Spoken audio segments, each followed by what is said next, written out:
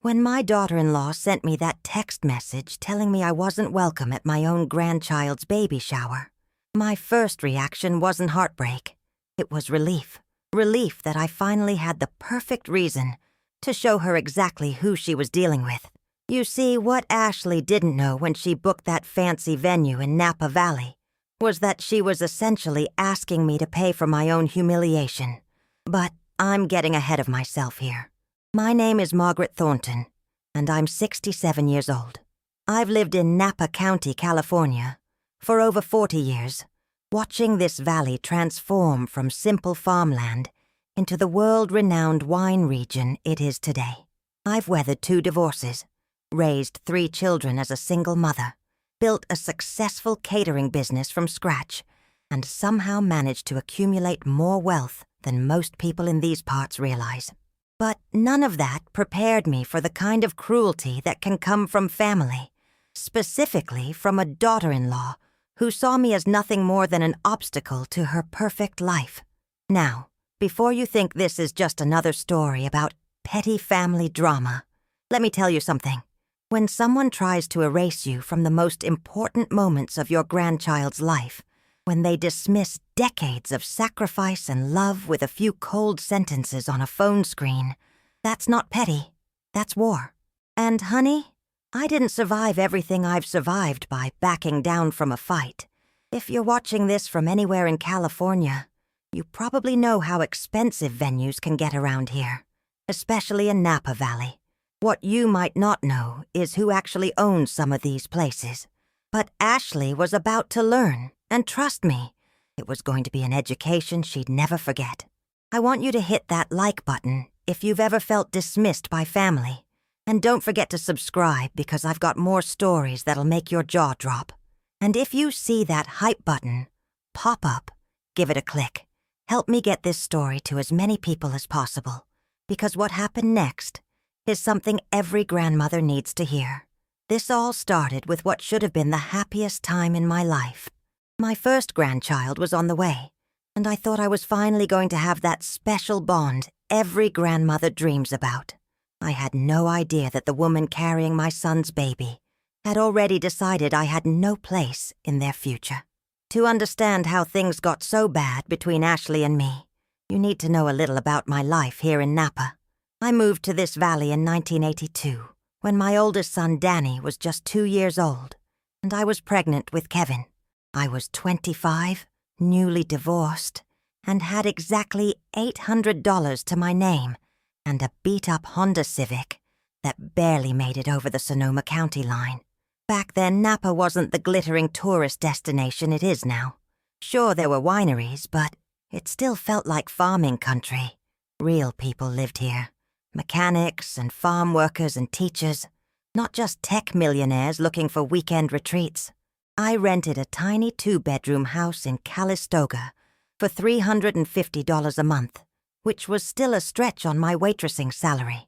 Kevin was born in October of 1982, right there at Queen of the Valley Medical Center in Napa.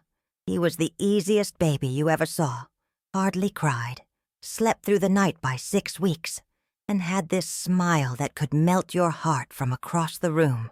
His older brother Danny was a little wildfire, always getting into everything. But Kevin was my peaceful child, the thinker, the observer. Sometimes I wonder if that's why what happened with Ashley hurt so much, because Kevin had always been my gentle boy, the one I never thought would let someone turn him against his own mother. Those early years were harder than anything I'd ever experienced.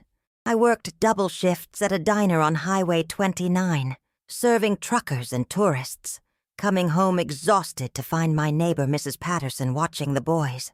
She was this sweet old Italian lady whose husband had worked at one of the original wineries, and she'd watch them for $5 a day, which was all I could afford.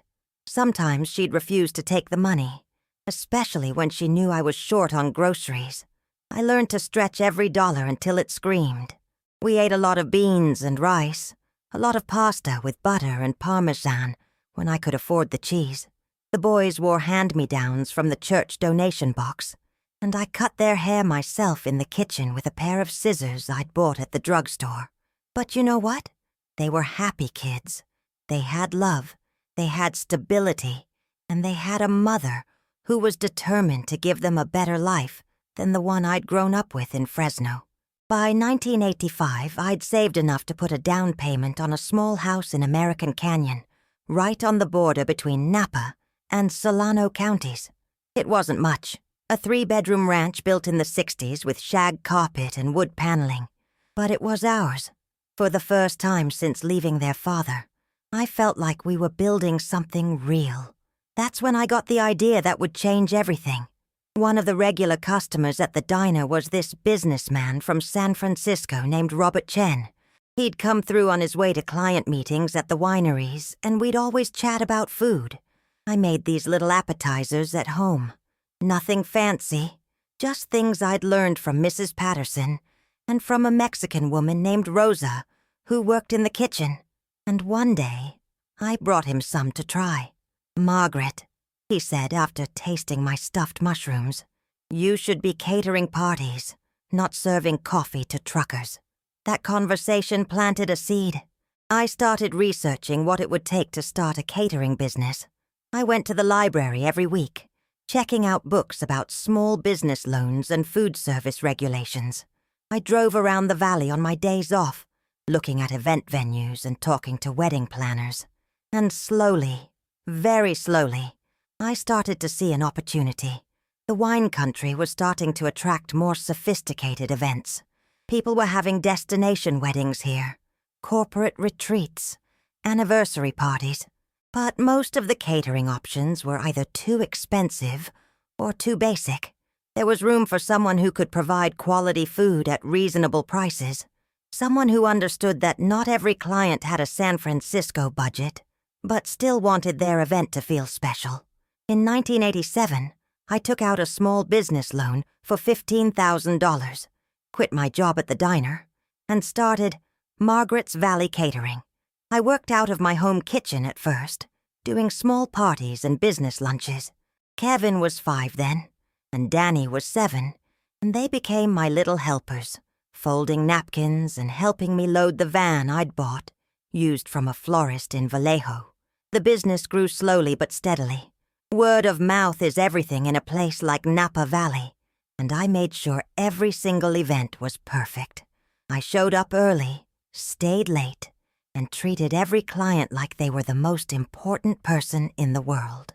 By 1990, I was doing 50 events a year and had hired 2 part-time employees. But it was in 1992 that everything really changed. I was catering a wedding at this beautiful property in the hills above St. Helena. 30 acres with oak trees and rolling hills and views of the valley that would take your breath away. The owner was an elderly man named Walter Grayson, and halfway through the reception, he pulled me aside. "Margaret," he said, "I've been watching you work today. You don't just cater events. You create experiences. You make people feel cared for." We got to talking, and I learned that Walter was thinking about selling the property. His wife had passed away the year before. His kids lived back east and had no interest in the wine country, and he was tired of rattling around in that big house by himself. But he didn't want to sell to just anyone. He wanted to sell to someone who would respect the land, who would use it for something meaningful. "What would you do with a place like this?" he asked me. I told him about my dream of opening an event venue that could serve regular people, not just the ultra-wealthy. A place where a teacher could have her wedding reception without going into debt, where a family could celebrate a golden anniversary without taking out a second mortgage, beautiful enough for special occasions, but affordable enough for real people. 6 months later, I owned those 30 acres. Walter sold them to me for half of what they were worth, and he carried the note himself at an interest rate that was practically charity. "Just promise me you'll take care of this place," he said when we signed the papers. That's how Oak Valley Events was born. By 1995, I had built a gorgeous event pavilion with French doors that opened onto terraces overlooking the valley. I'd planted gardens, installed a fountain, created intimate spaces for smaller gatherings, and grand spaces for celebrations of 200 or more. But I never forgot my roots or my mission. Even as the venue became more successful and more sought after, I made sure there were always dates available for families who couldn't afford the premium prices. Kevin grew up on that property. He learned to drive on those winding roads, had his first job helping me set up for events, brought his high school girlfriends there for picnics by the fountain. It was our family's heart, the place where all our dreams had taken root and flourished. And it was the place where, 29 years later, his wife would book the baby shower for my first grandchild. Kevin met Ashley Rodriguez in 2019, when he was 37, and she was 31. He'd been living in Sacramento, working as a project manager for a construction company, and she was a marketing coordinator for a tech startup. They met at some networking event downtown, and from the moment he brought her home to meet me, I knew she was different from anyone he'd ever dated. Not different in a bad way, necessarily. At least, not at first. Ashley was polished in a way that Kevin's previous girlfriends hadn't been. She wore designer clothes that probably cost more than I spent on groceries in a month, carried a handbag that I later learned was worth $3,000, and talked about her brand and her personal image like she was a corporation instead of a person. She was beautiful, I'll give her that.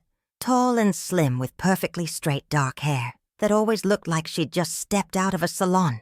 Her makeup was flawless. Her nails were always done, and she had this way of posing for photos that made it clear she was used to being looked at. Everything about her seemed curated, designed, like she'd studied what successful women were supposed to look like and had recreated herself accordingly. At first, I tried to give her the benefit of the doubt. Maybe she was just nervous about meeting Kevin's family. Maybe the perfectionist exterior was covering up insecurity. Lord knows I'd put on my own armor plenty of times when I felt out of my depth. So I invited them to Sunday dinner, took her on tours of the valley, tried to find common ground, but it became clear pretty quickly that Ashley had already made up her mind about me, about Kevin's family, about the kind of life she wanted to build with him, and we weren't part of it. The first real red flag came about 6 months into their relationship. Kevin had been telling her about growing up in Napa, about how I'd built the catering business and the event venue, about all the family celebrations we'd had at Oak Valley over the years. He suggested maybe having a birthday party for Ashley there, thinking she'd appreciate the family connection and the beauty of the property. "Oh, that's sweet," she said, in that tone people use when they're trying to be polite about something they find beneath them. "But I've already reserved a place in San Francisco, somewhere more contemporary." When Kevin told me about it later, he tried to spin it as Ashley, wanting something closer to her friends in the city. But I could read between the lines. My venue wasn't sophisticated enough for her taste. My 40 years of building something from nothing wasn't impressive enough for a woman who measured success by Yelp reviews and Instagram followers. The pattern continued over the next year. Kevin would suggest including me in their plans. Dinner when I was in Sacramento, maybe Christmas at Oak Valley like we'd done for 20 years. And Ashley would have alternative suggestions, always delivered with a smile, always with a reasonable explanation, but always designed to keep me at arm's length. She never said anything directly critical about me or my life. She was too smart for that. Instead, she'd make little comments that sounded like observations, but felt like judgments, about how rustic Napa was compared to San Francisco, about how she admired women who'd reinvented themselves in their later years, about how important it was for couples to create their own traditions instead of being tied down by family expectations. Kevin, bless his heart, didn't see what was happening. He was head over heels in love with this beautiful, successful woman who seemed to have her whole life figured out. When I'd try to talk to him about feeling excluded, he'd get defensive. "Mom, Ashley's not trying to cut you out," he'd say. "She's just more of a city person. She's not comfortable with all the family stuff yet. Give her time." So I gave her time. I gave her nearly 2 years of time. I smiled when she corrected my grammar at family dinners. I bit my tongue when she'd take phone calls during conversations because her work was urgent. I pretended not to notice when she'd check her appearance in every reflective surface we passed, or when she'd subtly move away from me in photos, so she wouldn't be associated with someone who looked like a grandmother. Because that's what this was really about, wasn't it? Ashley Rodriguez had a vision of herself as a sophisticated young professional, married to a successful man, living a glamorous life full of trendy restaurants and luxury vacations and carefully curated social media posts, and having a mother-in-law who looked and acted like someone's grandmother, someone who actually was someone's grandmother, didn't fit that image. The engagement happened in December 2021, and I learned about it the same way as everyone else, through Ashley's Instagram post. A perfectly staged photo of her manicured hand, displaying a diamond ring that probably cost more than I'd paid for my first house, with a caption about saying yes to forever with my soulmate. Kevin called me an hour later, apologetic and excited. "I'm sorry you found out that way, Mom. Ashley wanted to post it right away, and I thought she'd told you we were planning to—" "It's fine, honey," I interrupted, because what else was I going to say? That I'd expected to be included in one of the most important moments of his life? That I'd imagined being there when he proposed? Or at least being told before the rest of the internet? The wedding planning was a masterclass in polite exclusion. Ashley would ask my opinion on things that didn't matter. The color of the napkins, whether the cocktail hour should be 60 or 90 minutes, while making it clear that the important decisions had already been made. The venue, a trendy hotel in Sausalito. The guest list, small and intimate, meaning no room for Kevin's childhood friends or extended family. The style, modern and minimalist, meaning nothing that reminded anyone of traditional family celebrations. I offered to cater the rehearsal dinner. Ashley thanked me sweetly and explained that they'd already hired a celebrity chef who specialized in elevated California cuisine. I suggested having the engagement party at Oak Valley. Ashley appreciated the thought, but had already reserved a rooftop bar in San Francisco that would be perfect for photos. Every offer I made to contribute to their special day was met with the same polite deflection. It wasn't that they didn't appreciate my help. It was just that they had everything under control. Thank you so much for understanding. The wedding itself in May 2022 was beautiful in the way that magazine spreads are beautiful. Perfectly styled, expertly photographed, and utterly impersonal. I sat in the third row, wearing a dress that Ashley had approved after rejecting my first two choices as either too informal or too flashy. I watched my son marry a woman who had systematically erased me from every meaningful moment of their relationship, and I smiled and applauded because that's what mothers do. But it was during the reception that I finally understood exactly how Ashley saw me. I was standing by the bar, talking to one of Kevin's college friends, when I overheard her conversation with a group of her sorority sisters. "Oh, Kevin's mom is sweet," she was saying, her voice carrying that particular tone women use when they're being charitable about someone they consider beneath them. Very authentic. She runs this little catering business up in Napa. Very farmhouse chic. Kevin grew up pretty simple, which I think is good for him. Keeps him grounded. But we're definitely planning to expand his horizons now that we're married. Simple. That's how she described the life I'd built, the sacrifices I'd made, the dreams I'd achieved. Simple. Like Kevin was some sort of project she'd taken on, a rough diamond that needed polishing before he could be fit for her world.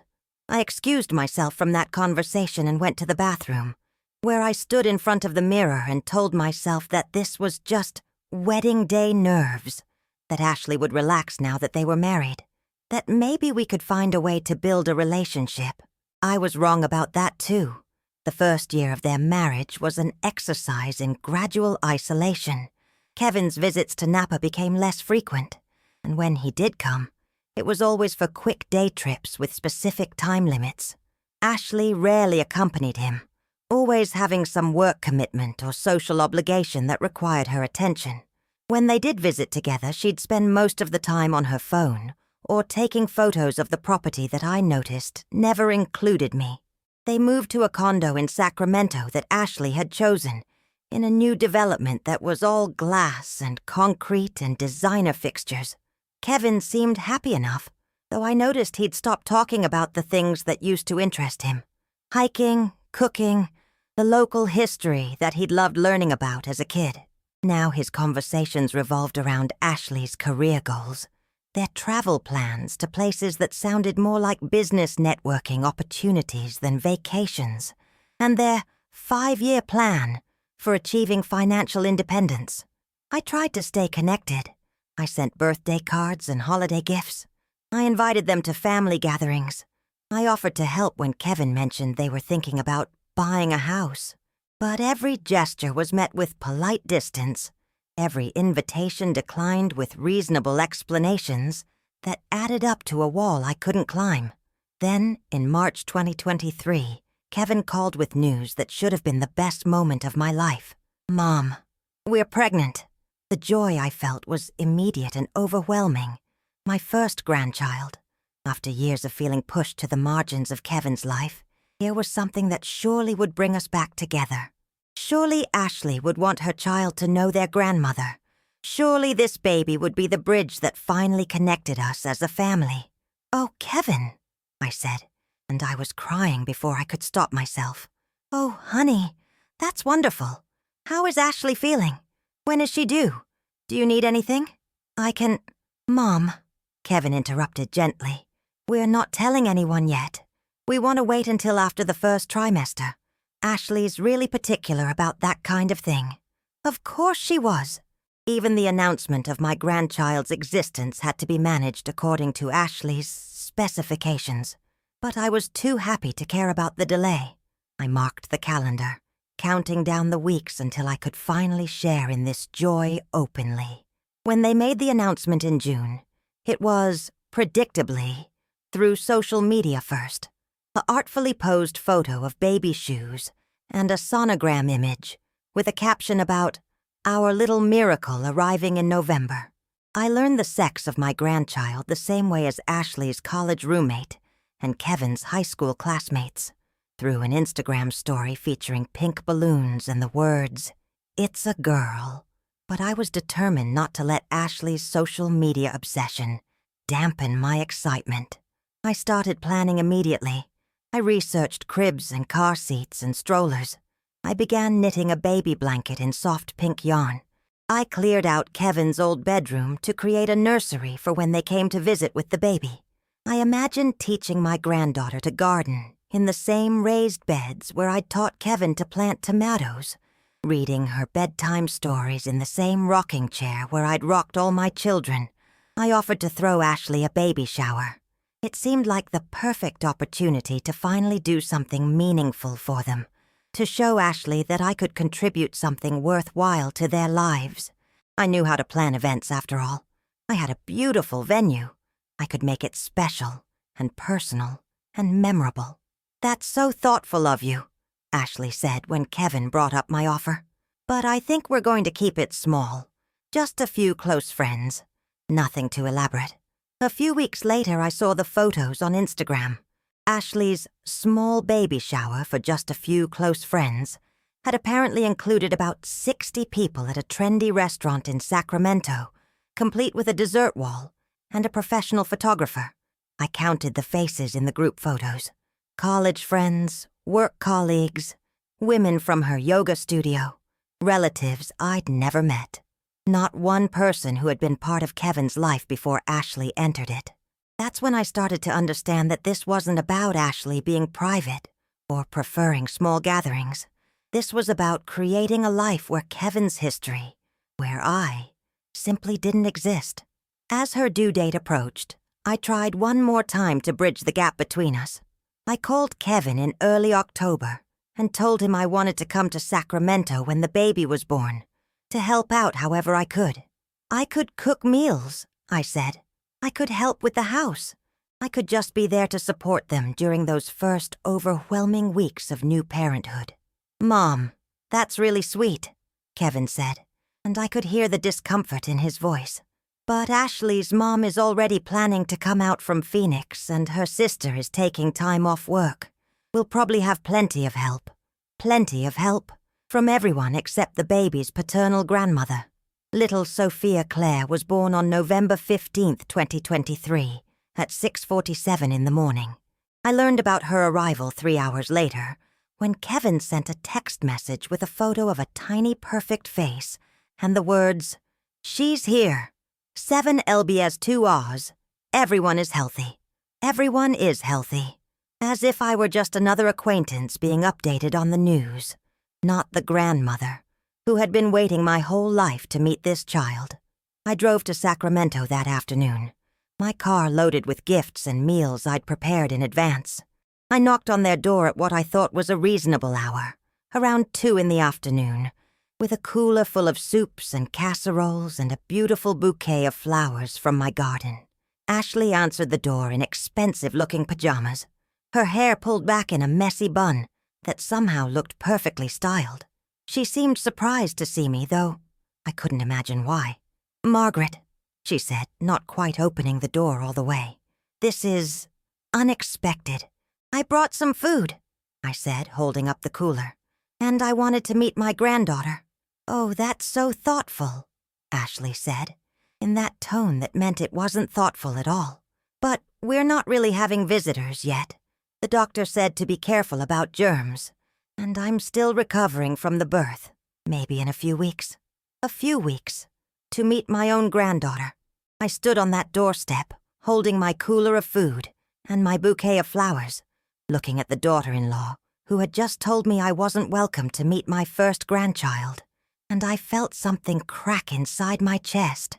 Not break, not yet, but crack, like ice at the end of winter, when you can see the fracture lines spreading but the surface still holds.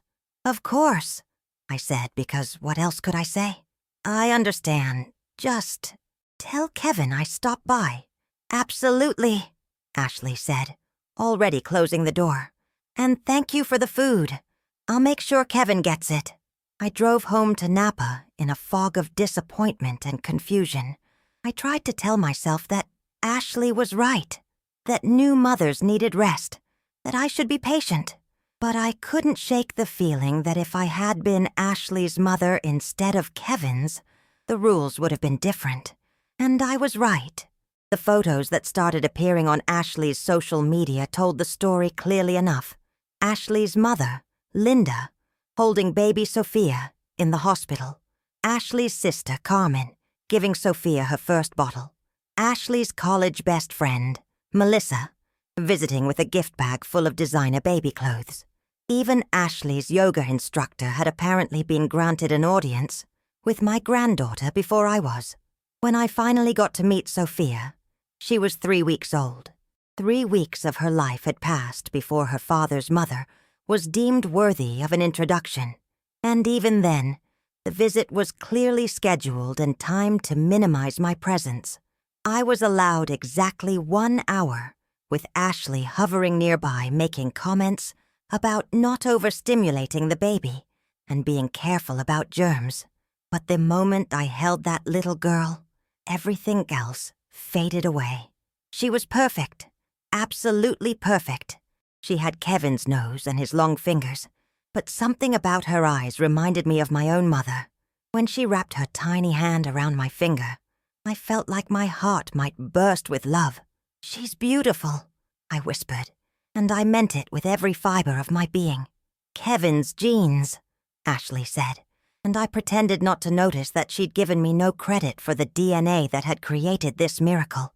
After that, my access to Sophia was strictly controlled. I could visit for carefully scheduled periods, always with advance notice, always with Ashley present to monitor my interactions with my own granddaughter. I couldn't babysit alone. Ashley didn't feel comfortable with that yet. I couldn't take Sophia for walks without Ashley coming along. I couldn't even hold her for more than a few minutes before Ashley would find some reason to take her back. But I endured it all, because I loved that little girl more than I'd ever loved anything in my life. She was Kevin's daughter, my granddaughter, and I was determined to be part of her life, no matter how many hoops Ashley made me jump through. Then, in February 2024, when Sophia was 3 months old, Ashley announced that she was planning a baby shower. "I know it's a little unconventional to have it after the baby's born," she told Kevin, "but I never really got to celebrate properly when I was pregnant. I was so tired and uncomfortable, and then Sophia came a little early. I think it would be fun to have a sip-and-see party now that she's here, and people can actually meet her. A sip-and-see party. For the granddaughter I'd been allowed to see exactly 7 times in 3 months." "That sounds wonderful," Kevin said. "Where are you thinking of having it?" And that's when Ashley mentioned Oak Valley events. "I've been researching venues in Napa," she said, "and that place your mom owns looks absolutely perfect. It has the rustic elegance I'm going for, and the photos online are gorgeous. Do you think she'd let us book it?" I couldn't believe what I was hearing.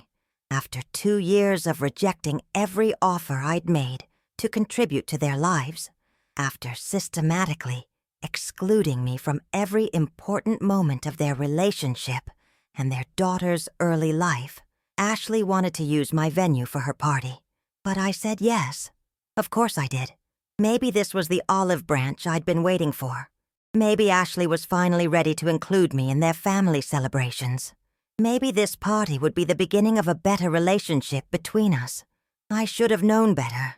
The planning for Ashley's sip-and-see party began in March, and from the very first conversation I realized that this wasn't going to be the family celebration I'd hoped for. Ashley approached the booking exactly as she would any other commercial transaction, complete with a contract and payment schedule and detailed specifications that left no room for the personal touches I'd imagined adding. "I want to be very clear about the arrangements," she said during our first planning meeting, sitting across from me at my kitchen table with a leather portfolio and a list of demands typed in what looked like a legal document. "This is a business transaction.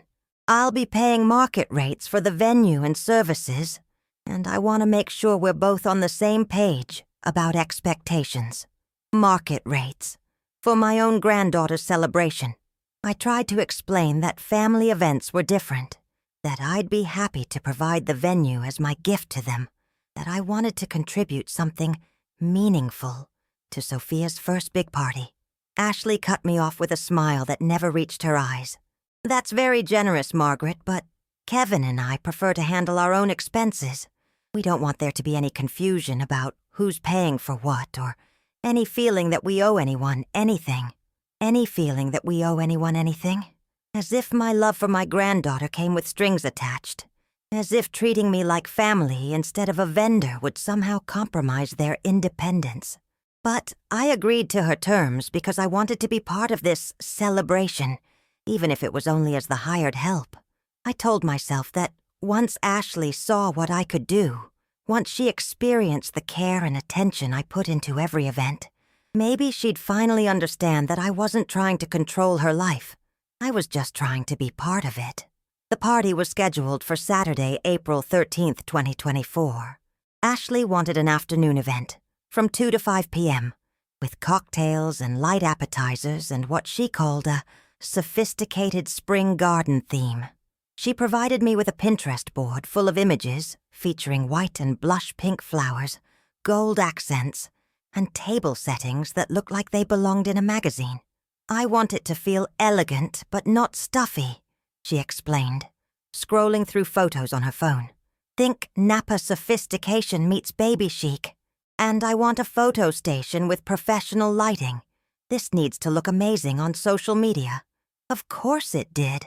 Ashley's social media presence was more important than creating actual memories with real people. As we went through the details, I realized that Ashley had invited about 80 people to this celebration. 80 people for a 3-hour party at my venue.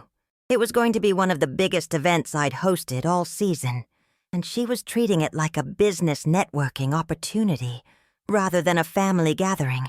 "I'll need a complete guest list for planning purposes," I told her, pulling out my event planning notebook. "Oh, I don't think that's necessary," Ashley said quickly. "Just plan for 80 people and I'll handle the invitations myself." But I insisted, explaining that I needed to know about dietary restrictions and accessibility needs, that it was standard practice for any event of this size.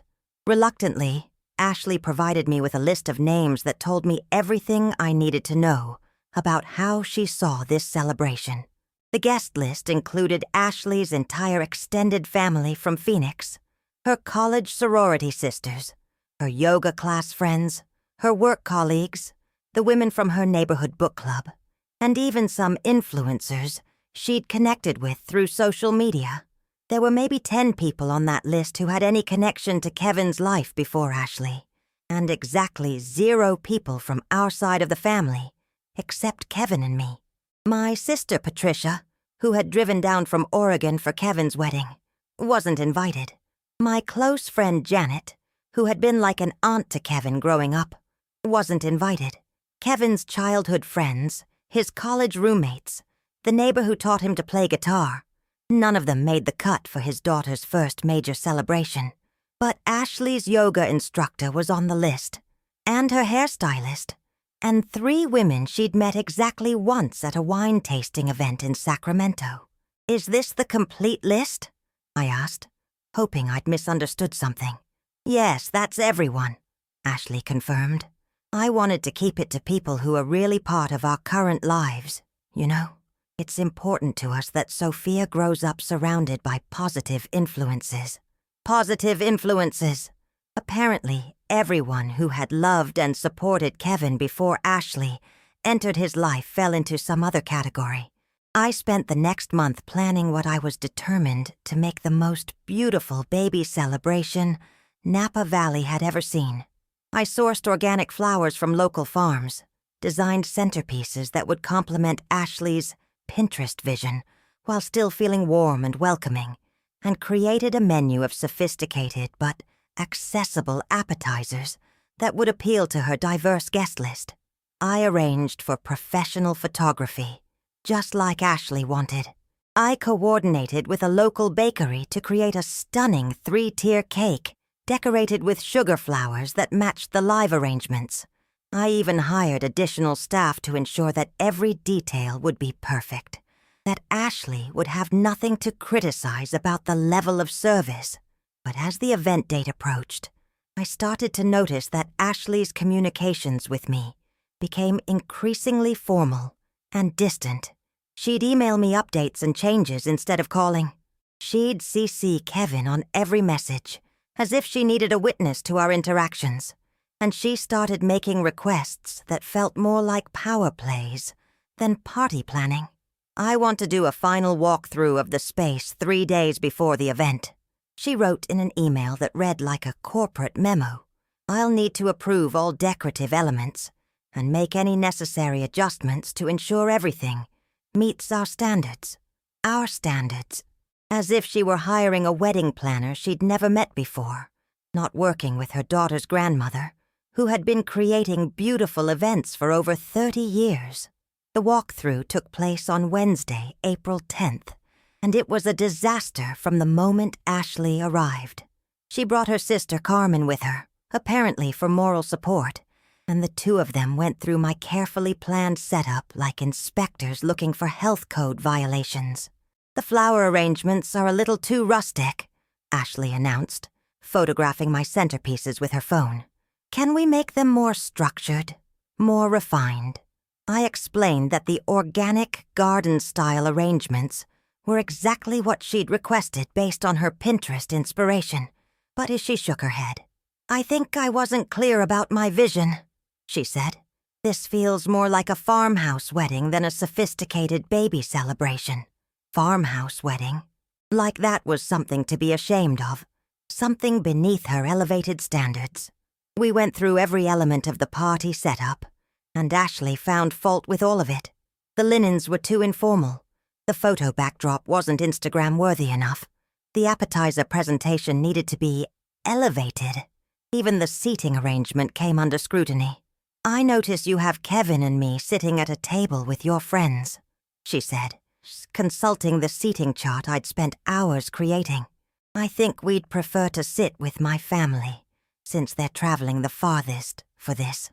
My friends, the few people on her guest list who actually cared about Kevin, who had watched him grow up, who were genuinely excited to meet his daughter. Ashley wanted to segregate them to the back of the room, while surrounding herself with her Phoenix relatives and Sacramento social circle. By the time the walkthrough was finished, I felt like I'd been through a blender. Every single detail I'd carefully planned to make this day special had been criticized, adjusted, or completely rejected. Ashley and Carmen left with a list of 17 changes they wanted me to implement before Saturday, including completely redoing the flower arrangements and upgrading the linens to something more appropriate for the occasion. But I did it all. I redid every arrangement, replaced every linen, adjusted every detail until it met Ashley's exacting specifications. Because this was for Sophia, and I wanted my granddaughter's first big celebration to be perfect, even if her mother was making it impossible for me to actually enjoy it. On Friday evening, the night before the party, I was at Oak Valley until nearly midnight, making final preparations and ensuring that every last detail was exactly as Ashley had demanded. The venue looked absolutely stunning, like something out of a luxury magazine. The garden-style arrangements had been replaced with formal, structured bouquets. The casual linens had been swapped for elegant chargers and crystal glasses. Even the lighting had been adjusted to create the perfect ambiance for Ashley's photo opportunities. I went home exhausted but satisfied, knowing that I'd created something beautiful for my granddaughter's celebration. I set my alarm for 6 a.m. so I could return early Saturday morning for final setup and staff coordination. I never got the chance to see how it all came together, because at 11:47 p.m. on Friday night, as I was finally getting ready for bed, my phone buzzed with a text message that changed everything. The message was from Ashley, sent to a group that included Kevin and me. No greeting, no explanation. Just a cold, clinical announcement that felt like a punch to the stomach. Change of plans. You're not coming to the baby shower tomorrow. We've decided to make it family only. And frankly, your old-fashioned approach and constant input have been making this whole process stressful for us. We think it's better if you just handle the venue arrangements and let us celebrate privately. Thanks for understanding. I stared at that text message for what felt like an hour, reading it over and over again, trying to make sense of what I was seeing. Change of plans, family only, old-fashioned approach, constant input. Let us celebrate privately. My own granddaughter's baby shower, at my own venue, and I wasn't invited to attend. I called Kevin immediately, my hands shaking so badly I could barely dial his number. It went straight to voicemail. I called again. Voicemail. I sent him a text. Kevin, please call me. I need to understand what's happening. No response. I sat on the edge of my bed in my pajamas, holding my phone and trying to process what Ashley had just done to me. This wasn't a family celebration anymore. It was a business transaction where I was being paid to provide a service and then dismissed like hired help. After 30 years of building my reputation, after months of planning every detail to perfection, after sacrificing my own vision to meet Ashley's impossible standards, I was being excluded from my own granddaughter's party. But it was more than just the exclusion that broke my heart. It was the cruelty of how Ashley had done it. The timing, less than 12 hours before the event, when it was too late for me to make other plans or even process what was happening. The group text format, treating Kevin and me like we were equal participants in this decision, when I knew damn well that Ashley had typed those words without consulting him. The casual dismissal of everything I'd contributed as old-fashioned and stressful, and the lie about it being family only. I had that guest list memorized by now. 80 people. Maybe 10 of whom were actually family members. The rest were Ashley's friends, colleagues, and social media connections. But somehow, Sophia's grandmother didn't qualify as family. I tried calling Kevin 3 more times before finally giving up around 1 a.m. I lay in bed staring at the ceiling, my mind racing through everything that had led to this moment. Every polite dismissal, every social media announcement I'd learned about secondhand, every carefully scheduled visit where I'd been made to feel like an intrusion in my own son's life. This wasn't just about a baby shower. This was about Ashley systematically erasing me from her family story, and Kevin allowing it to happen. By morning, I still hadn't heard from Kevin. I got dressed and drove to Oak Valley Events, where my staff was already setting up for the day's celebration. The venue looked absolutely magnificent. Every detail perfect, every element coordinated to create exactly the sophisticated spring garden party Ashley had envisioned. I stood in the middle of my own event space, surrounded by flowers I'd arranged and linens I'd selected and decorations I'd planned, knowing that in a few hours this place would be filled with people celebrating my granddaughter while I was banned from attending. That's when I made the decision that would change everything. I called Diana Chen, my venue manager, and the daughter of Robert Chen, the businessman who had encouraged me to start catering all those years ago. Diana had been working with me for 5 years, and she understood both the business side of Oak Valley Events and the family history that made this place special. "Diana," I said when she answered her phone, "I need you to do something for me, and I need you to do it right now." "What's going on, Margaret? You sound upset." I explained the situation as calmly as I could, though my voice was shaking with anger and heartbreak. Diana listened without interrupting, and when I finished, there was a long moment of silence. "Margaret," she said finally, "are you absolutely sure you want to do this? Because once we make this call, there's no taking it back." "I'm sure," I said.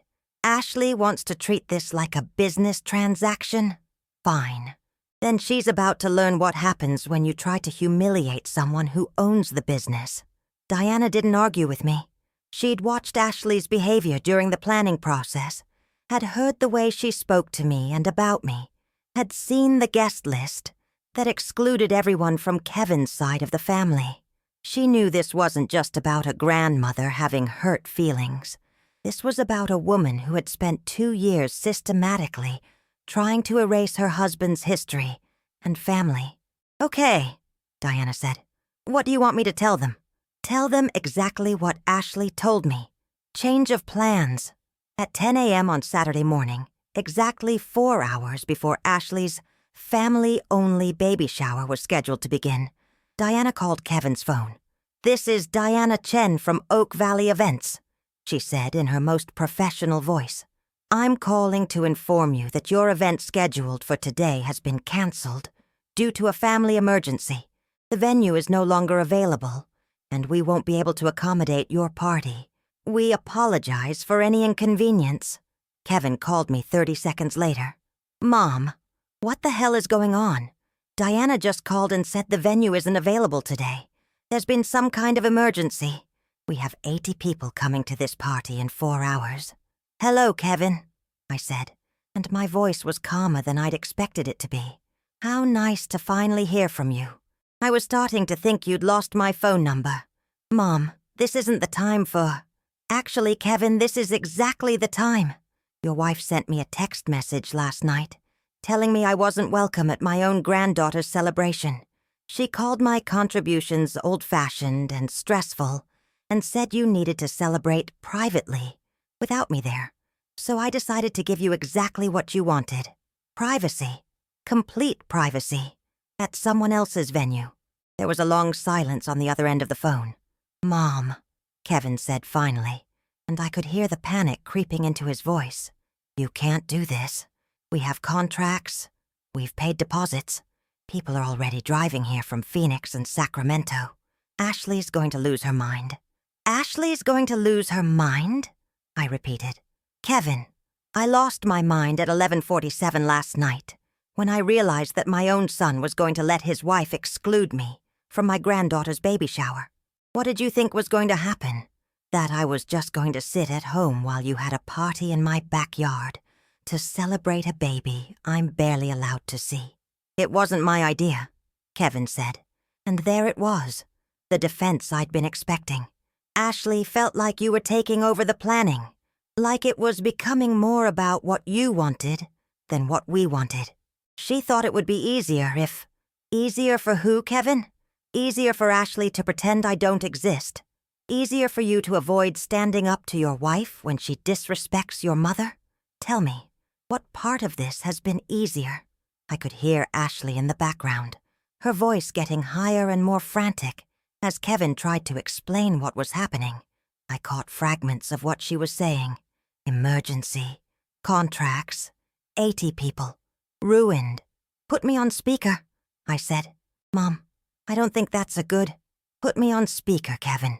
If Ashley has something to say to me, she can say it directly instead of hiding behind text messages and second-hand ultimatums. I heard the phone click, and then Ashley's voice came through, tight with barely controlled panic. Margaret, this is completely unprofessional. We have a contract for today's event. You can't just cancel 4 hours before a party because you're having some kind of personal issue with the guest list. You're absolutely right, Ashley, I said, and I could hear my own voice getting dangerously quiet. If this were a professional relationship, my behavior would be completely unacceptable. But you've spent the last 2 years making it very clear that we don't have a personal relationship either. So what exactly do we have? We have a business arrangement, Ashley said, and I could tell she thought she was calling my bluff, which means you have obligations. Actually, Ashley, I think you should read that contract a little more carefully. Specifically, the clause about venue availability being subject to family emergencies and unforeseen circumstances. My lawyer made sure that clause was ironclad after we had some issues with clients who thought they could treat me like a servant. There was silence on the other end of the phone, and I could picture Ashley frantically scrolling through the contract documents on her phone. This isn't a family emergency, she said finally, but her voice had lost some of its certainty. Isn't it? I asked. My granddaughter's mother has decided that I'm not family enough to attend her baby shower. My son hasn't spoken to me in defense of his wife's treatment of his mother. That sounds like a pretty serious family emergency to me. Margaret, Kevin said, and I could tell he was grasping for some kind of middle ground. What if we compromise? What if you come to the party, and we just... No, I said, and the firmness in my own voice surprised me. Kevin, I have spent 2 years compromising. I've compromised my expectations, my feelings, my relationship with my own son, and my access to my granddaughter. I have compromised myself into becoming a stranger in my own family. I'm done compromising. So what do you want? Ashley demanded. What's it going to take to get our venue back? Our venue. As if she owned even a single brick of the place I'd built, with 30 years of sacrifice and hard work. Ashley, I said, I want you to understand something. You've been treating me like I'm some embarrassing relic from Kevin's past that needs to be managed and minimized. You've excluded me from my son's life and my granddaughter's milestones. You've made it clear that I don't fit into the sophisticated image you're trying to create for your family. Well, congratulations. You've succeeded. I'm officially out of your way. What does that mean? Kevin asked, and I could hear the fear in his voice now. It means that your wife is about to learn something about this valley that she should have researched before she decided to burn bridges with the wrong person. And then I hung up. The phone call started immediately. Kevin called back 6 times in the first hour, each call going straight to voicemail because I wasn't ready to hear his excuses or Ashley's demands. Then came the text messages, first from Kevin, then from Ashley, then from people I didn't even know who apparently felt entitled to weigh in on my decision. Mom, please call me back. We can work this out. Margaret, this is completely unreasonable. We need to discuss this like adults. Hi, this is Carmen, Ashley's sister. I don't know what's going on, but 80 people are about to show up to a party that apparently doesn't exist. Can you please call Ashley back? I turned my phone off and sat in my kitchen, drinking coffee and thinking about what I'd just done. For the first time in 2 years, I'd stopped trying to accommodate Ashley's demands. I'd stopped pretending that her treatment of me was acceptable. I'd stopped being the understanding grandmother who was grateful for whatever scraps of access to her granddaughter she was thrown.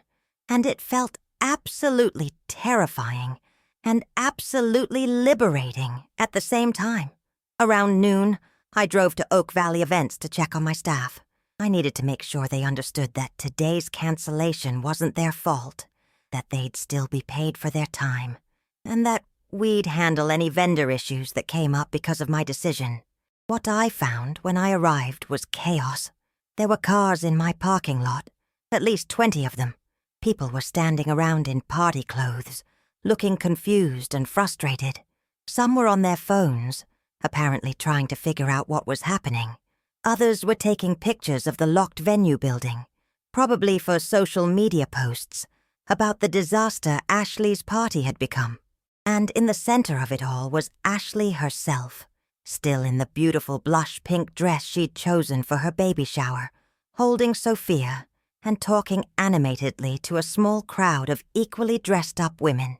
Even from a distance, I could see that she was in full crisis management mode, probably spinning some story about venue mix-ups or family emergencies that made her the victim of circumstances beyond her control. I parked at the back of the property and watched the scene unfold. Over the next hour, I saw Ashley's guests gradually realize that there wasn't going to be a last-minute solution, that their Saturday afternoon had been completely disrupted, that they'd driven from Sacramento and Phoenix and God knows where else for a party that wasn't going to happen. Some of them were understanding, hugging Ashley, and offering to help figure out alternative plans. Others were clearly annoyed, checking their watches and making comments I couldn't hear, but could definitely interpret from their body language. A few took photos with Ashley and Sophia anyway, turning the disaster into a different kind of social media content. But what struck me most was watching Kevin through all of this. He stood slightly apart from the group, holding his phone and making call after call, presumably trying to find an alternate venue that could accommodate 80 people on 4 hours' notice on a Saturday afternoon in Napa Valley. His shoulders were slumped, his face was stressed, and every few minutes he'd look toward the locked venue building with an expression I recognized as pure frustration. This was my son, the little boy I'd raised to be kind and thoughtful, the teenager who used to help me set up for events without being asked, the young man who used to call me every Sunday just to check in and tell me about his week. And now he was spending his daughter's baby shower trying to clean up a mess that had been created by his wife's systematic cruelty toward his own mother. I felt a moment of doubt, watching him struggle. Maybe I'd gone too far. Maybe I should go over there and offer to open the venue, smooth things over, find a way to make this day work for everyone. Then I saw Ashley hand Sophia to one of her friends and march over to Kevin, her face tight with anger. I couldn't hear what she was saying, but I could see her gesturing sharply, her voice getting louder, her whole body language screaming blame and accusations. And I watched Kevin nod and accept whatever she was saying, the same way he'd been nodding and accepting her treatment of me for the past 2 years. That's when my doubt disappeared completely. By 2 o'clock, most of Ashley's guests had given up and gone home. A few diehards had apparently decided to make the best of it by going wine tasting in town, turning the disaster into an impromptu Napa Valley day trip. Ashley's family lingered the longest, probably reluctant to waste their trip from Phoenix, but eventually even they loaded back into their rental cars and drove away. Kevin and Ashley were the last ones left in my parking lot. I watched them have what looked like an intense conversation next to their car, with Ashley gesturing toward the venue building and Kevin holding Sophia and shaking his head. Finally, Ashley got in the passenger seat, slammed the door hard enough that I could hear it from where I was parked, and Kevin drove away with my granddaughter. That evening, I turned my phone back on to find 37 missed calls and 63 text messages. Most were from Kevin and Ashley, but there were also messages from people I barely knew. Ashley's relatives and friends who had somehow gotten my number and felt entitled to tell me exactly what they thought of my behavior. This is Linda, Ashley's mother. I don't know what kind of family treats a new mother this way, but you should be ashamed of yourself. Hi, Margaret. This is Melissa, Ashley's friend from college. What you did today was really cruel, and I think you owe everyone an apology. Mrs. Thornton, this is Carmen. My sister is crying because you ruined the most important day of her daughter's life. I hope you're happy. The most important day of her daughter's life. Sophia was 4 months old. She wouldn't remember this party, wouldn't know or care about the Instagram photos or the professional decorations or the 80 guests who had driven from all over California to celebrate her existence. The only person who would be affected by today's events was Ashley, who had lost her perfectly curated social media moment. But buried among all the angry messages from Ashley's supporters, there were a few that made me pause. Mom, please call me. I know you're upset, and I know Ashley hasn't been fair to you. Can we please talk about this? That one was from Kevin, sent around 5 p.m. And then, an hour later, I found out some things today that I didn't know before. Ashley told me you refused to let us use Oak Valley for free, but I saw the contract. You weren't charging us anything. She lied to me about that. Please call me back.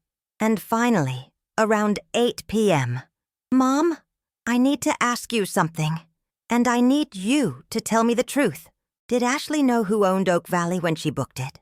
Because some things aren't adding up, and I'm starting to think this whole thing was planned. I stared at that last message for a long time, because Kevin was asking exactly the right question. Did Ashley know? Of course she knew. She'd researched venues all over Napa Valley, had specifically mentioned wanting the rustic elegance that Oak Valley offered, had even commented on how the photos online were gorgeous. But more than that, she'd insisted on paying market rates, instead of accepting my offer to host the party as a gift.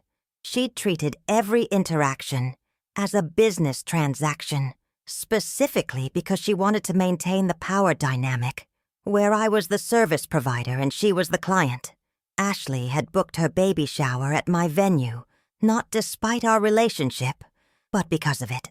She'd wanted to put me in the position of having to provide perfect service for an event I wasn't allowed to attend.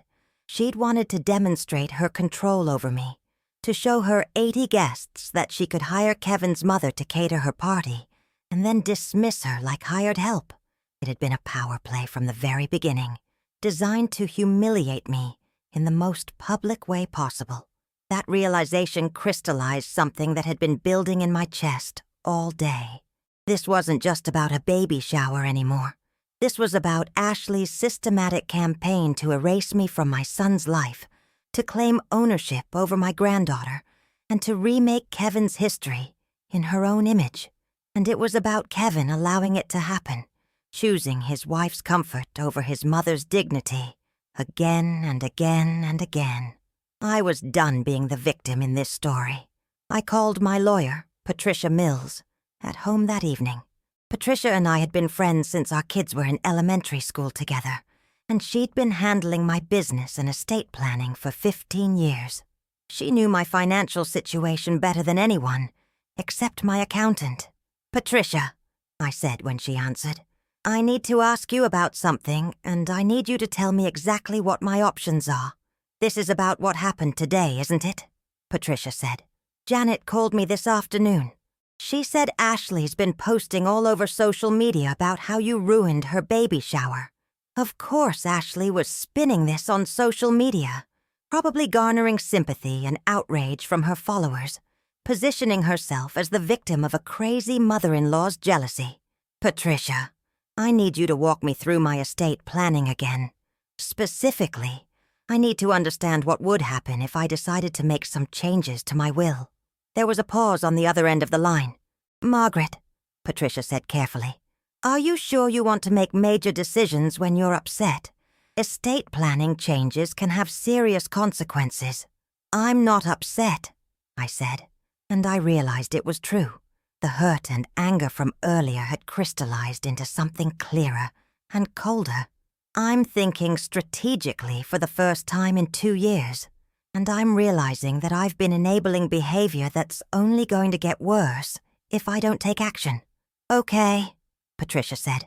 Walk me through what you're thinking. I explained the situation as objectively as I could. Ashley's pattern of exclusion, Kevin's failure to stand up for me, my concerns about my future relationship with Sophia, and my growing realization that I needed to protect myself and my assets from people who saw me as an obstacle to their perfect life. The thing is, Patricia, I've been assuming that Kevin would inherit everything because he's my son, because that's what families do. But what if Kevin isn't really making his own decisions anymore? What if anything I leave him is just going to be controlled by someone who has spent 2 years trying to erase me from her family's story? Patricia was quiet for a long moment. Margaret, she said finally, I think you need to understand exactly what we're talking about here. Your estate is worth approximately $2 million between the Oak Valley property, your business assets, your investment accounts, and your other real estate holdings. That's generational wealth, life-changing money. If you're considering disinheriting Kevin, you need to be absolutely certain that's what you want to do. $4.2 million. I'd built that wealth slowly over 30 years, reinvesting profits from my catering business, buying real estate when prices were low, making careful investment decisions that had paid off beyond my wildest dreams. It represented every sacrifice I'd made, every risk I'd taken, every sleepless night I'd spent worrying about providing for my children's future. And now I was looking at the very real possibility that if I died tomorrow, that wealth would end up controlled by a woman who thought I was too old-fashioned to attend my own granddaughter's baby shower. I'm not talking about disinheriting Kevin completely, I said, but I am talking about making sure that my money goes to people who actually value me as a person, not just as a source of inheritance. What did you have in mind? I'd been thinking about this all afternoon, actually, while I watched Ashley's guests drive away from my property, while I read the angry text messages from her relatives, while I processed the full scope of what had been done to me and what I was going to do about it. I want to establish a trust for Sophia's education and future needs, something that can't be touched by Ashley or Kevin for personal expenses. I want to make significant donations to organizations that support older women and family caregivers, and I want to make sure that Oak Valley Events continues to serve real families, not just people who can afford luxury prices. And Kevin can inherit what's left after those priorities were addressed, if he demonstrates that he's willing to stand up for our family relationship and stop enabling Ashley's behavior toward me. Margaret, that's a pretty significant ultimatum. Patricia, I'm 67 years old. I've spent 40 years building a life that I'm proud of, and I've spent the last 2 years watching someone try to tear it down because I don't fit her aesthetic. I'm done accommodating people who don't accommodate me. We talked for another hour, going through the practical aspects of what I was considering. Patricia explained the legal requirements for changing my will, the timeline for establishing trusts, and the tax implications of making major charitable donations. By the time we hung up, I had a clear plan for protecting my assets and my dignity, but more importantly, I had a clear plan for making sure that Ashley understood exactly what she had lost when she decided to treat me like an enemy instead of family. On Sunday morning, I drove to my financial advisor's office for an emergency meeting. David Park had been managing my investments for over a decade, and he'd watched my net worth grow from a modest catering business profit-sharing account to a diversified portfolio that had exceeded both of our expectations. Margaret, David said when I explained what I wanted to do, I have to ask, are you sure this is about protecting your assets and not about punishing Ashley and Kevin for what happened yesterday? It was a fair question, and I considered it seriously before answering. David, let me ask you something. If you had a business partner who spent 2 years undermining your decisions, excluding you from important meetings, and then finally told you that you weren't professional enough to attend the company's biggest event of the year, what would you do? I'd end the partnership, David said immediately. Exactly. Ashley has made it clear that she doesn't consider me family. Kevin has made it clear that he's not going to defend our family relationship. So I'm treating this like a business decision, because that's apparently all it ever was to them. By Sunday evening, I had taken the first steps toward restructuring my entire estate. I'd established a $1.5 million education trust for Sophia that would pay for her schooling from kindergarten through graduate school, but could only be accessed with the approval of an independent trustee. I'd committed $800,000 to a foundation that provided support services for elderly women who had been isolated from their families, and I'd begun the process of transferring Oak Valley Events into a non-profit organization that would offer reduced-rate services to families in need. Kevin would still inherit something, probably around $600,000 plus my personal possessions, but the bulk of my wealth was now dedicated to purposes that reflected my values, not Ashley's ambitions. On Monday morning, I called Kevin. "Mom," he answered on the first ring. "Thank God. I've been trying to reach you all weekend. We need to talk." "Yes, we do," I agreed. "Can you meet me at Oak Valley this afternoon? Just you, not Ashley." "Ashley won't come anyway," Kevin said, and there was something bitter in his voice. "She's not speaking to me right now. Apparently yesterday was my fault because I should have managed me better. Like I was some kind of difficult employee who needed supervision. Just come alone, Kevin. We have a lot to discuss." That afternoon, I sat in my office at Oak Valley Events and watched my son walk across the parking lot where, just 2 days earlier, his wife's guests had stood around in their party clothes, waiting for a celebration that never happened.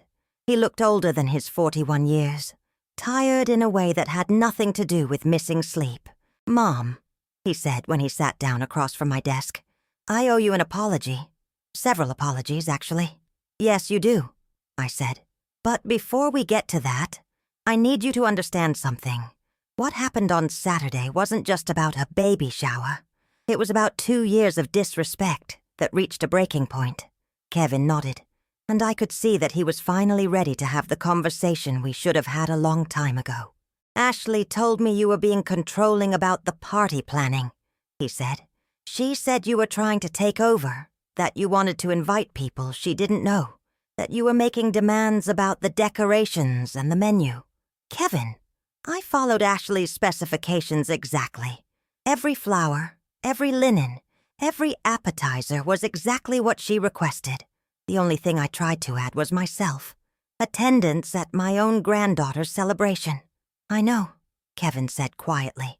"I figured that out yesterday when I actually looked at the planning documents, instead of just listening to Ashley's version of events. You weren't charging us anything, were you? Even though Ashley told me you were demanding market rates.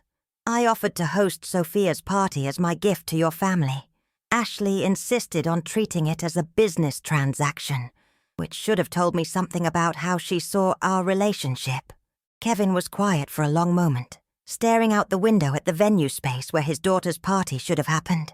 "Mom, I think I need to tell you some things that I haven't wanted to admit, even to myself. I'm listening. Ashley has been managing my relationships with other people for a while now. It started small. She'd suggest that we skip family dinners because she had work events, or she'd schedule things during times when I usually called you. She said it was about building our own traditions as a couple, about not being too dependent on family." I waited for him to continue, but it got bigger over time. She didn't like my college friends because they were immature. She thought my coworkers were unprofessional because they liked to grab beers after work. She had opinions about every person in my life, and somehow those opinions always led to me spending less time with them and more time with her friends and her family. And you didn't see what was happening? I saw it, Kevin admitted. But Ashley always had good reasons. She was pregnant and needed my support. She was building her career and needed a partner who understood her ambitions. She was planning for our future and needed me to prioritize our relationship over old friendships that weren't going anywhere. What about your relationship with me, Kevin? What was her good reason for that? Kevin looked down at his hands. She said you were having trouble accepting that I was an adult, that you were trying to stay too involved in our lives. She said it was normal for men to become more independent from their mothers when they got married, that healthy marriages required boundaries with extended family. Extended family, I repeated. Is that what I am to you now? No, Kevin said quickly. That's Ashley's language, not mine. But Mom, I let her convince me that setting boundaries with you was the mature thing to do. I let her reframe every conversation, every invitation, every offer you made as evidence that you were being intrusive instead of loving. This was what I'd been waiting to hear for 2 years. Acknowledgement that Ashley's treatment of me wasn't normal, that Kevin had been manipulated into participating in my own exclusion from his life. Kevin, do you understand what Ashley did when she booked Sophia's party here? She didn't choose Oak Valley Events because she loved the venue. She chose it because she wanted to demonstrate her power over me. She wanted to put me in the position of having to serve her while being excluded from the celebration. It was designed to humiliate me. I'm starting to understand that, Kevin said. Yesterday, after everyone went home, Ashley spent 3 hours on the phone with her sister and her mother, talking about how you'd embarrassed her in front of all her friends, not how you'd hurt our family, or damaged our relationship, or affected Sophia, just how you'd made her look bad. And what did you say to that? I said that maybe if she'd treated my mother with respect, we wouldn't be in this situation. I said that maybe excluding you from your own granddaughter's baby shower was the real embarrassment. How did that go over? Kevin gave me a rueful smile. About as well as you'd expect. Ashley told me I was choosing my mother over my wife, that I was being manipulated by your emotional blackmail, and that if I couldn't support her during this difficult time, maybe we needed to reevaluate our marriage. I felt a chill at those words. I'd never wanted to be the reason Kevin's marriage failed, even though Ashley had made it clear she didn't want me in their lives. Kevin, I need you to understand something. I'm not asking you to choose between Ashley and me. I'm asking you to choose between enabling disrespectful behavior and standing up for basic family values. There's a difference. What do you mean? I mean that if Ashley wants to limit my time with Sophia, we can negotiate reasonable boundaries. If she wants to plan her own parties without my input, that's her right. But if she wants to treat me like I'm some embarrassing relic who needs to be hidden away, that's where I draw the line. Kevin nodded slowly. Mom, what's going to happen now? Ashley is talking about moving back to Sacramento permanently, maybe even moving closer to her family, in Phoenix. She says Napa has too much family drama, and she wants Sophia to grow up somewhere more positive. This was it, the moment I'd been preparing for all weekend. Kevin, I need to tell you about some decisions I've made. Decisions that affect your future and Sophia's future. I explained about the changes to my estate planning, the trusts I'd established, the charitable commitments I'd made. I watched Kevin's face change as he realized what I was telling him, that his inheritance had gone from $2 million to a fraction of that amount, and that the bulk of my wealth was now dedicated to purposes that didn't include supporting Ashley's lifestyle. Mom, he said when I finished, Are you punishing me for what Ashley did? No, Kevin. I'm protecting my assets from someone who has made it clear that she doesn't value me as a person. If Ashley takes you and Sophia away from Napa, if she continues to treat me like an embarrassment to your family, then why would I leave my life's work to people who don't want me in their lives? But what if things change? What if Ashley and I work things out? What if we find a way to make this better? Then we'll revisit these arrangements, I said. Kevin, I'm not trying to control your marriage or force you to choose sides, but I am done being treated like a problem that needs to be managed instead of a mother who deserves respect. Kevin was quiet for a long time, processing what I'd told him. Mom, can I ask you something? Of course.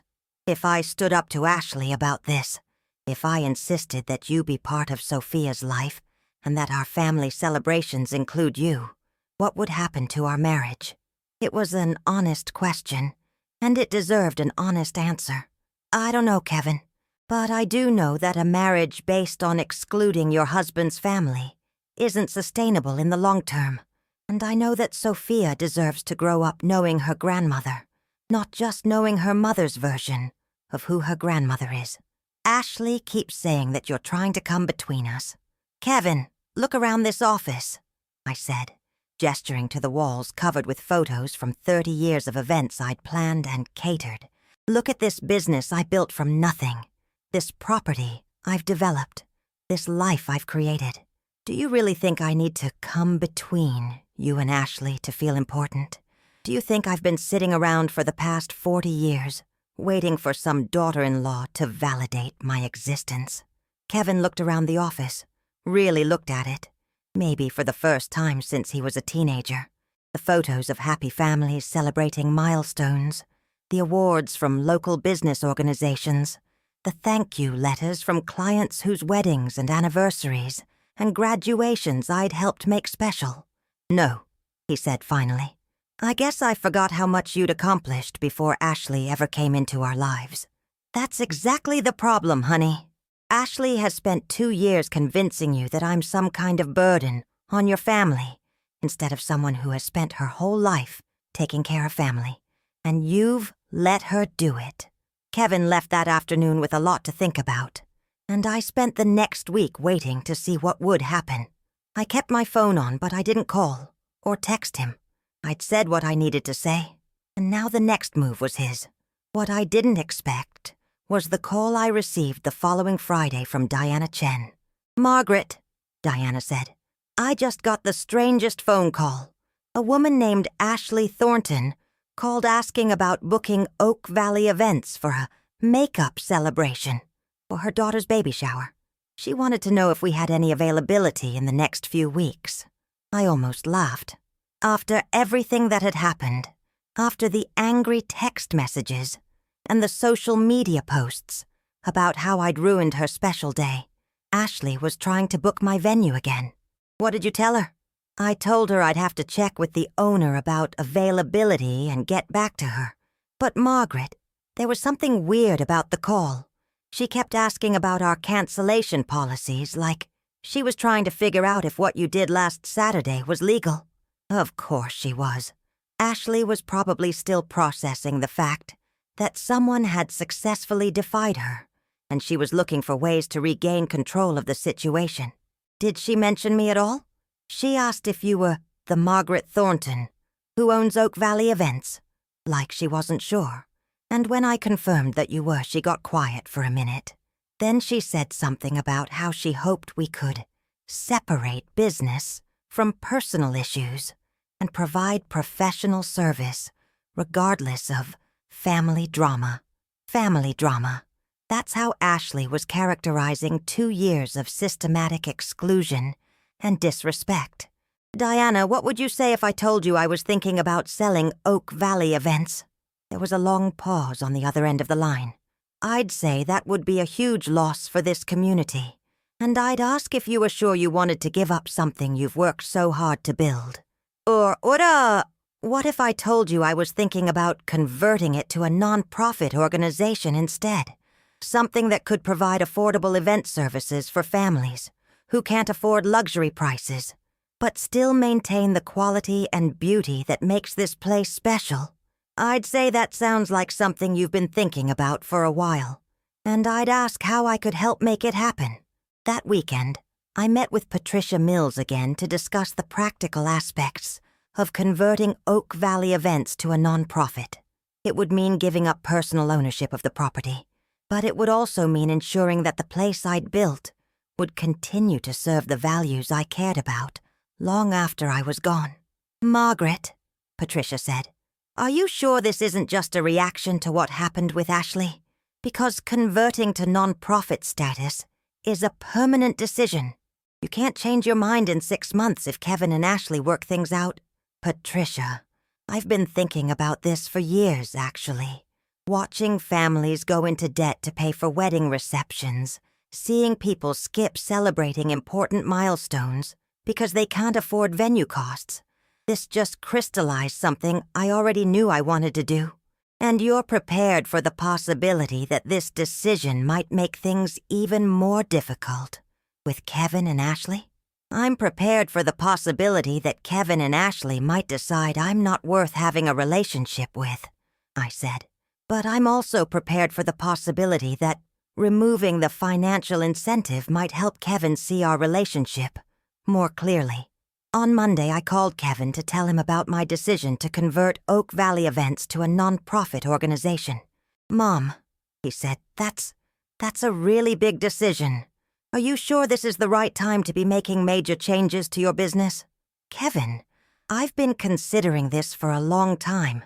What happened with Ashley just helped me realize that I don't want my legacy to be about accumulating wealth that can be inherited by people who don't share my values." "Is this about the inheritance thing? Because if it is, I want you to know that I've been thinking about what you said, and this isn't about punishing you, Kevin. This is about creating something that will outlast all of us, something that will serve families in this community for generations to come. What does Ashley think about this?" It was an interesting question, asking what Ashley thought about a decision that had nothing to do with her. "I haven't spoken to Ashley, Kevin. Why would her opinion be relevant to how I manage my own business? Because this affects our family's future, doesn't it? If you're giving away the business, that changes everything about our financial planning. Our family, our financial planning."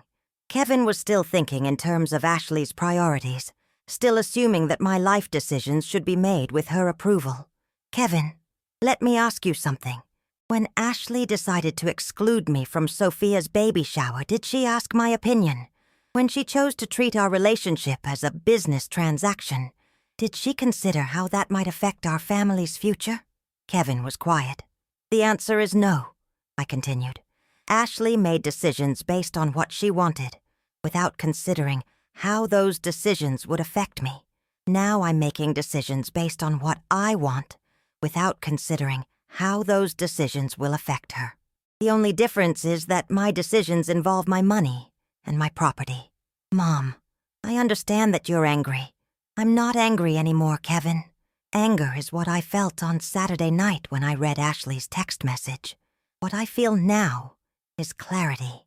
For the first time in 2 years, I'm making decisions based on my own values, instead of trying to accommodate someone who has never shown me the same consideration." That evening, Kevin called me back. "Mom, I talked to Ashley about what you're doing with Oak Valley Events, and she thinks you're having some kind of breakdown.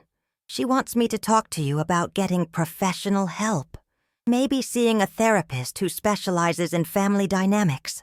I took a deep breath, reminding myself that this was exactly the kind of response I should have expected from Ashley. "Kevin, did you tell Ashley that I've been running a successful business for 30 years? That I've been managing significant financial assets and making major life decisions since before she was born? That maybe, just maybe, I'm capable of determining my own mental health needs?" I tried to, but she thinks the timing of all these changes proves that you're not thinking clearly.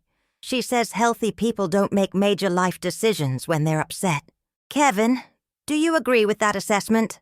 There was a long pause. "No," Kevin said finally. "No, I don't. I think you're making decisions based on how Ashley has treated you for the past 2 years, and I think those decisions make sense from your perspective." It was the first time in our entire conversation that Kevin had acknowledged Ashley's behavior as the problem, rather than my reaction to it. "What does that mean for you and Ashley?" I asked. "I don't know yet," Kevin admitted. She's been talking about moving away from Napa, maybe back to Sacramento or even to Phoenix near her family. She says there's too much drama here and she wants Sophia to grow up in a more positive environment. And what do you think about that? I think running away from problems doesn't solve them, and I think Sophia deserves to know her grandmother, even if her mother doesn't appreciate having me as a mother-in-law. For the first time in 2 years, I felt a spark of hope that my son was ready to stand up for our family relationship. Kevin, what would happen if you told Ashley that moving away from Napa wasn't an option for you? That you want Sophia to grow up knowing this place and these people? She'd probably tell me I was choosing my mother over my wife again. And what would you say to that? Kevin was quiet for a moment. I'd say that I'm choosing my daughter's right to know her family over my wife's desire to control every relationship in our lives. That night, I slept better than I had in weeks. The real turning point came 2 weeks later, when Ashley made a decision that finally opened Kevin's eyes to who she really was.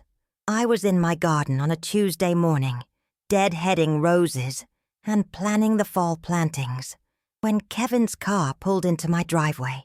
I could see from the way he got out of the car, slowly, heavily, like he was carrying a weight that was almost too much to bear, that something significant had happened.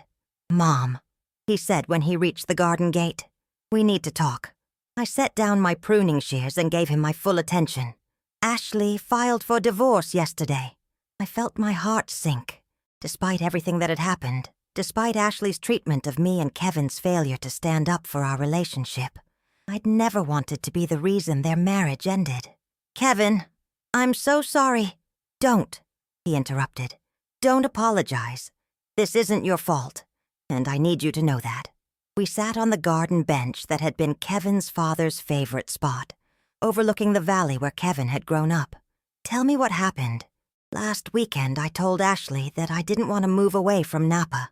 I told her that I wanted Sophia to grow up knowing you, that I thought our family needed to find a way to work through our problems, instead of running away from them." "How did she react?" "At first, she tried to convince me that you were a negative influence on our family, that you were manipulating me with guilt and emotional blackmail. When that didn't work, she gave me an ultimatum." I waited for him to continue. "She said I had to choose between having a relationship with you and staying married to her. She said she wouldn't raise her daughter in an environment where she had to compete with a manipulative grandmother for her husband's attention." "And what did you say?" "I said that healthy marriages don't require ultimatums, and that if she saw my relationship with my mother as competition instead of family, then maybe we had bigger problems than I'd realized." Kevin looked older than his years, worn down by months of conflict and impossible choices. "She filed the divorce papers the next day. She's asking for primary custody of Sophia, child support, and half of our assets. But the part that really got to me was her justification for why she should have primary custody. What did she say? She told her lawyer that I have an unhealthy attachment to my mother, that I'm easily manipulated by older women, and that my inability to set appropriate boundaries with extended family makes me an unfit parent." I felt a surge of anger on Kevin's behalf. Ashley was trying to use our relationship, the fact that Kevin loved his mother and wanted her to be part of his daughter's life, as evidence that he was a bad father. "Kevin, you know that's not true, right? You know that loving your family doesn't make you weak or manipulated or unfit." "I know," Kevin said. "But Mom, the thing that really opened my eyes was what happened when I tried to talk to her about custody arrangements." "What do you mean?" "I suggested shared custody, with Sophia spending equal time with both of us. I thought that would be best for her, getting to maintain close relationships with both her parents. But Ashley refused." "Why?" "Because she said that if Sophia spends time with me, she'll also spend time with you. And Ashley is determined to make sure that doesn't happen. She actually told me that one of her goals in the divorce is to protect Sophia from toxic family dynamics by limiting her exposure to my side of the family." I felt like I'd been punched in the stomach. Ashley wasn't just ending her marriage to Kevin. She was trying to use the divorce to permanently sever Sophia's relationship with me. Kevin, you have legal rights as Sophia's father. A judge isn't going to award Ashley primary custody just because she doesn't like your mother. I know, and I've already talked to a lawyer about that. But Mom, the point is that Ashley would rather put Sophia through a contentious custody battle than allow her to have a relationship with her grandmother. That's not about protecting Sophia. That's about punishing both of us. We sat in silence for a while, watching the afternoon light change across the valley. Kevin, I need you to know that if joint custody means you'll have more time with Sophia, I support whatever you need to do to make that happen, even if it means I see less of her in the short term. Actually, Mom, I've been thinking about that, and I think I might need your help. What kind of help? Ashley's planning to move back to Sacramento as soon as the divorce is final. She wants to take Sophia with her, which would mean I'd only get weekend visitation. But if I stay in Napa, if I can prove that I have a stable living situation and a support system here, I have a better chance of getting joint custody. I began to understand what Kevin was asking. You want to move back home? Temporarily, yes. Just until I can get back on my feet and figure out what comes next. I know it's a lot to ask, especially after everything that's happened. Kevin, I interrupted. You don't need to ask permission to come home.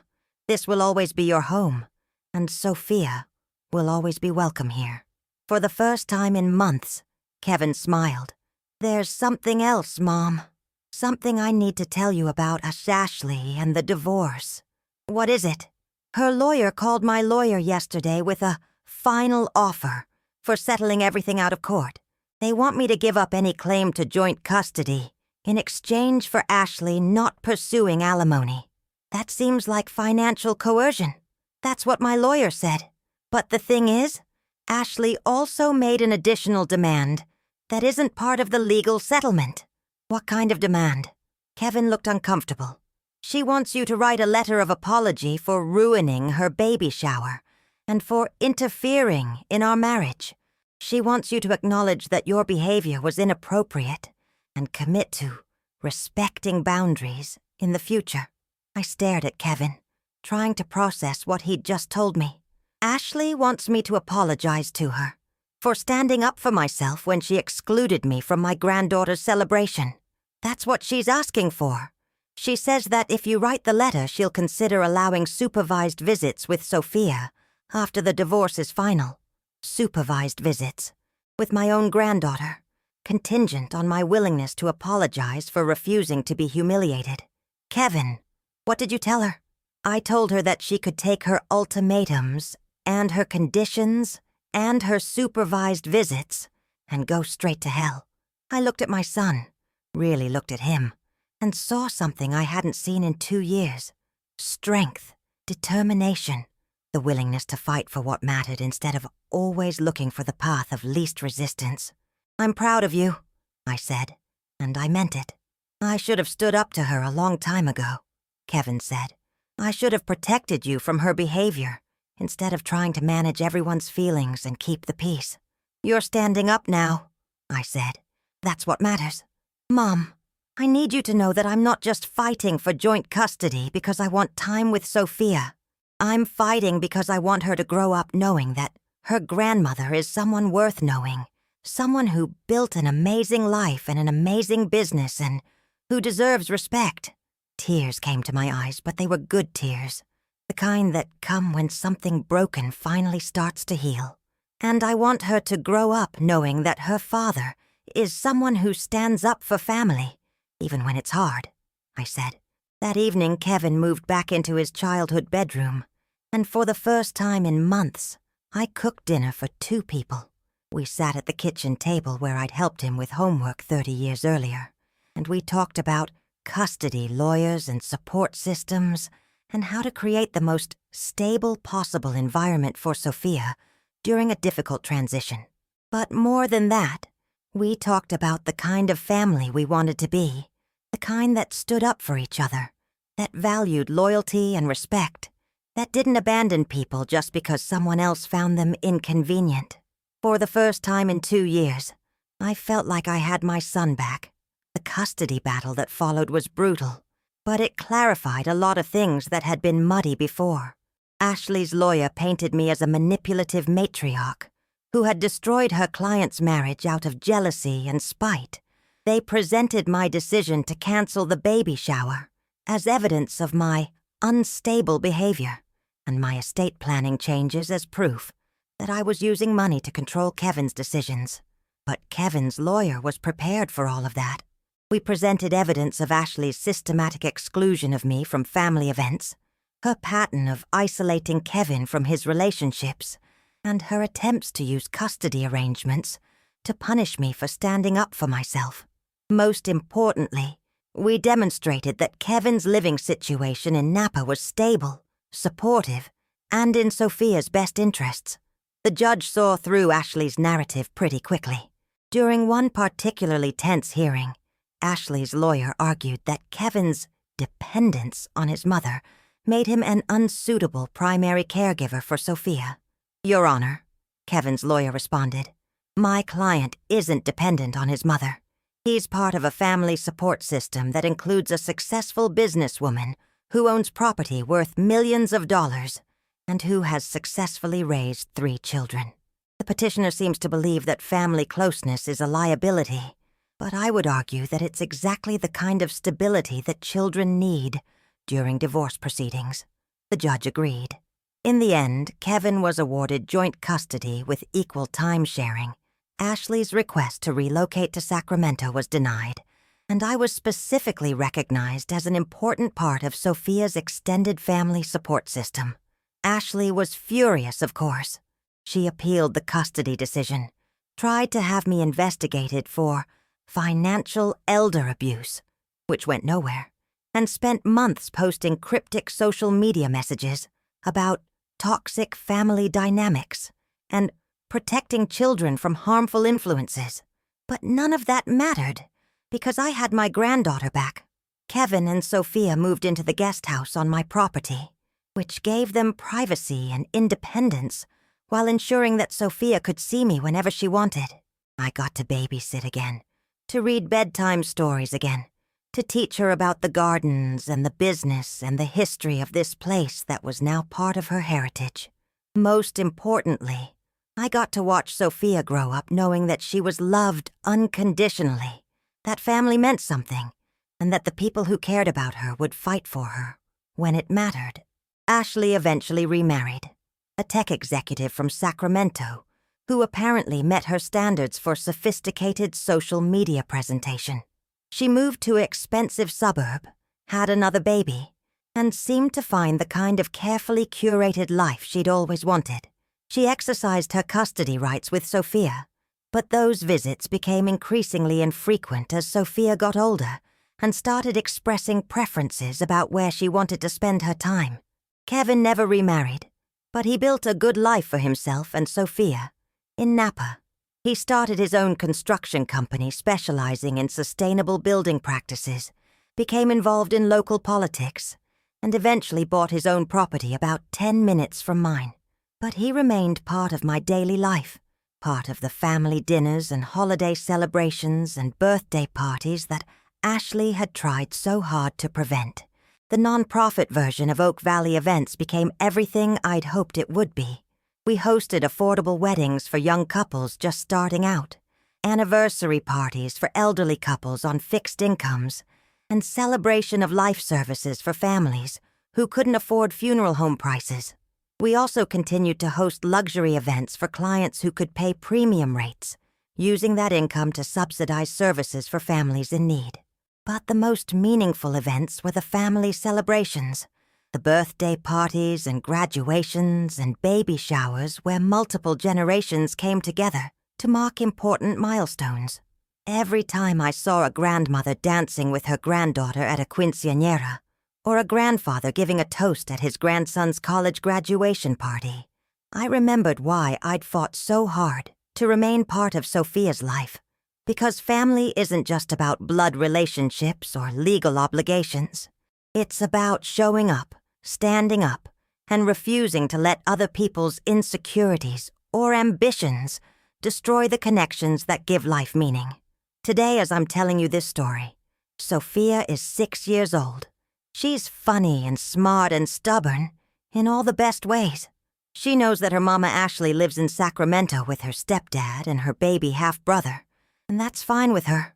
She also knows that her daddy and her grandma Margaret live in Napa, where there are gardens to explore and events to help plan and stories about how everything she sees came to be. Last month, Sophia asked me if she could have her 7th birthday party at Oak Valley Events. Of course, sweetheart, I told her. What kind of party would you like? I want to invite everyone, she said.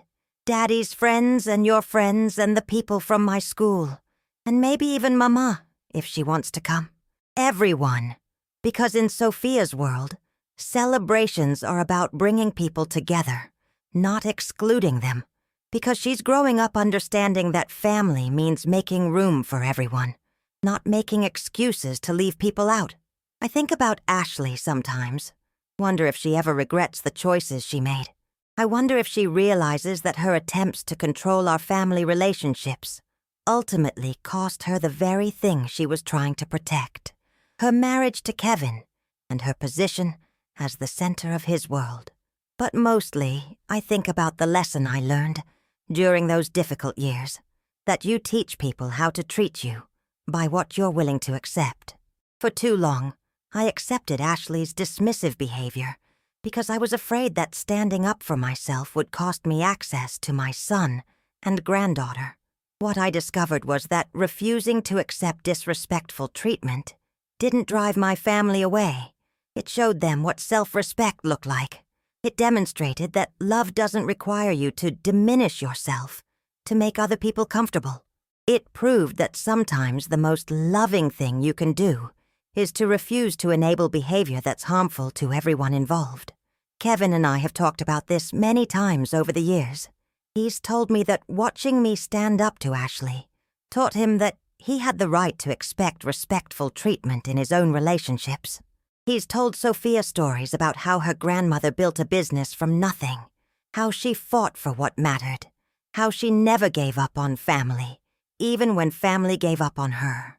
And Sophia has absorbed those lessons in the way that children do, naturally, without drama, as simply part of understanding how the world works. She knows that people who love you don't try to make you smaller. She knows that real family celebrates your successes instead of feeling threatened by them. She knows that standing up for yourself isn't mean or selfish. It's necessary. These are the gifts I wanted to give my granddaughter. The knowledge that she's worth fighting for. The example of a woman who refused to be dismissed, and the understanding that love should make you stronger, not weaker. If you're watching this, and you're dealing with someone who treats you like an inconvenience instead of family, who tries to manage and minimize your role in the lives of people you love, who makes you feel like you're asking for too much when you're just asking for basic respect, I want you to know that you're not crazy, you're not being too sensitive, and you're not asking for too much. You have the right to be treated with dignity. You have the right to be included in the important moments of your family's life. You have the right to stand up for yourself when someone tries to erase you from your own story. And if standing up for those rights costs you relationships with people who only valued you when you were willing to be invisible, then those weren't relationships worth preserving in the first place.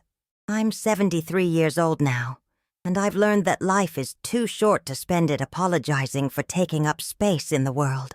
I've learned that the people who truly love you want you to be strong, not small.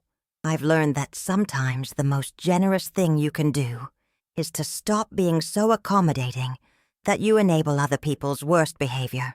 But most importantly, I've learned that it's never too late to decide that you deserve better. It's never too late to change the dynamics that have been keeping you diminished. It's never too late to show the people you love what it looks like to value yourself. Ashley thought she was punishing me when she sent that text message telling me I wasn't welcome at Sophia's baby shower. What she actually did was give me permission to stop pretending that her behavior was acceptable. She gave me the clarity I needed to see that I had been enabling my own mistreatment by trying so hard to keep everyone else comfortable. The baby shower that never happened became the moment I decided to reclaim my own power, to stop waiting for other people's approval to live my life on my own terms. And that decision, scary as it was at the time, gave me back my son, my granddaughter, and most importantly, my self-respect. So if you're facing your own Ashley, if someone in your life is trying to convince you that you're too much, too old-fashioned, too involved, too whatever, remember my story. Remember that you have more power than you think you do. Remember that love doesn't require you to make yourself smaller. And remember that sometimes the best thing you can give the people you love is the example of someone who refuses to be diminished. It's never too late to stand up for yourself. It's never too late to demand the respect you deserve. It's never too late to show the world exactly who you are and what you're worth. Thank you for listening to my story. If it resonated with you, please give it a like and subscribe to this channel. And if you see that hype button, give it a click. Because stories like this need to be heard by women who might be going through similar situations. Remember, you are worth fighting for, even if you have to do the fighting yourself. Take care, and I'll see you in the next video.